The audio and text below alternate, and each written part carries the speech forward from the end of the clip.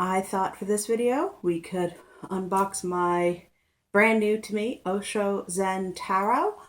I got it off of eBay, mostly because I lost all patience with Amazon. So that's why the box, as you can see, has quite a bit of wear and tear on it, but hey, gives it character. So let's take a look at the Osho Zen Tarot. Here's the guidebook.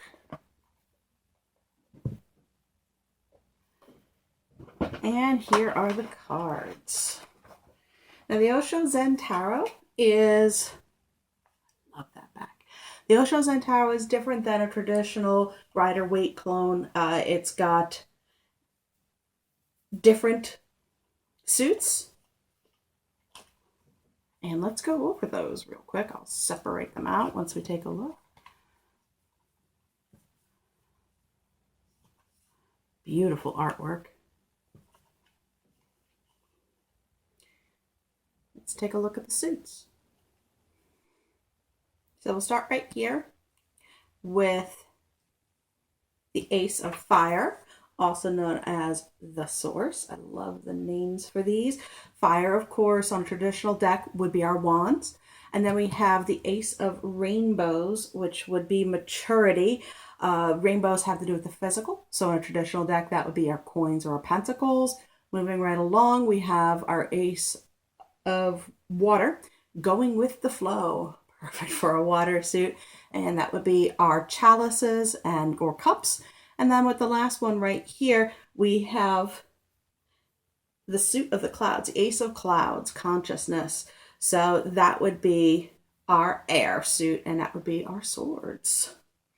So one thing that is very different in these, they all have names.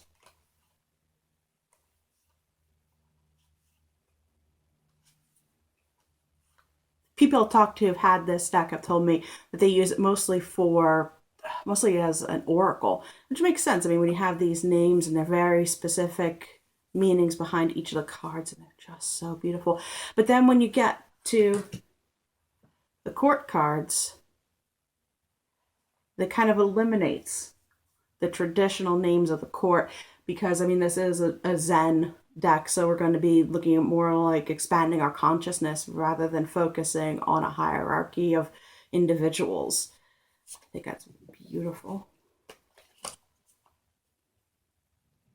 So let's take a quick look at the major arcana.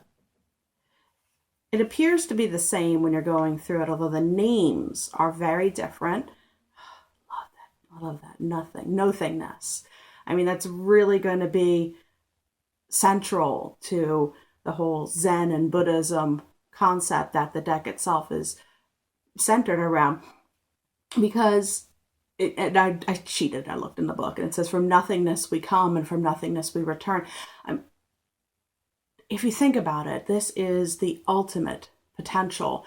This is where everything can happen. Before the Big Bang, everything was all together and bunched into this little tiny pinprick of seemingly insignificant dust, but then it exploded and our entire universe sprang from that. What formed that? There's always this cyclical nature of our existence. Ah, it's beautiful. Got our past lives, innocence. It's beautiful. I keep saying that word, but it really is.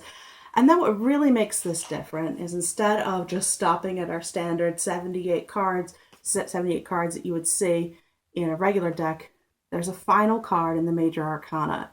It is unnumbered, as opposed to the Fool, which does have a number. It is the 0, but it is the master. It is mastery of your cycle, mastery of yourself, and it's mastery of your mind, your body. And so, of course, it would have no number because it can't be quantified, the value of it and the placement of it. And anyone has the potential to achieve it, I'd say. So that's just awesome.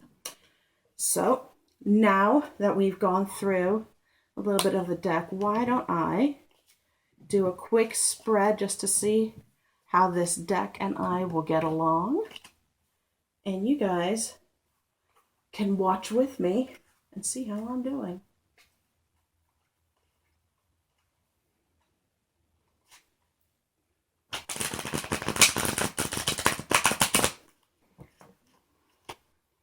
Okay, so what I've asked the cards is to find out how this deck is going to best fit into my divination practices. And I've left them face down so that we can turn them over together and we can really experience the cards for the first time together. Possibilities. Hopefully you can really see it. Artwork is fantastic.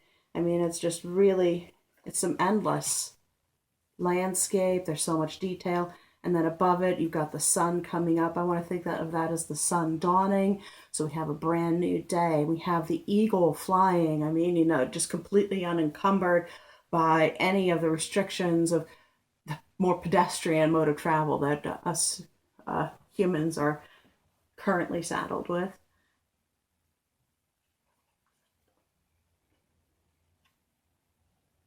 Transformation.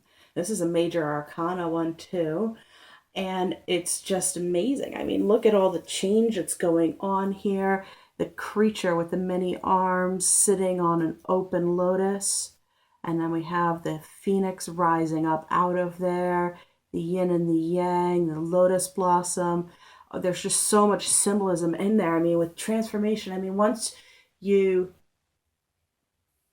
let go of your expectations and everything else, I mean, you know, there's transformation happens and it can be sudden, it can be dramatic, and it's just amazing. And I'm going to link down in my text box to an awesome, very informative post on Tumblr by Arcane Mysteries that really pairs up the different cards in this deck to the traditional Rider-Waite, just so you can get a better idea. But this, I mean, 13, I mean, that's the death card.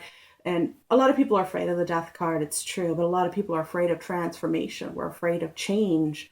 So that's fantastic. Nothingness. Oh, this deck and I are going to get along marvelously. Because if you look at this, I mean, the possibilities are just absolutely limitless. I can do anything, and this deck is really going to facilitate me to achieve so much once I just let go and embrace it, and I have no expectations. I mean, right now it's just a blank slate, my relationship with this deck. It's true, but it's just, this is just wonderful, and I can't wait to do readings for all of you with them. I Right now, you can get a traditional tarot reading on my shop with it. You can also get an oracle style reading with 1, 2, or 3 cards. So if you just want to have me pull a few cards and I go over it very similar to how I did it right here, probably a little less rambling, then I'll be happy to do that. And this is a wonderful deck. I'm so pleased. I'm so happy I got to share it with all of you for the very first time doing any spreads. And thank you guys so much, and I look forward to next time. Bye.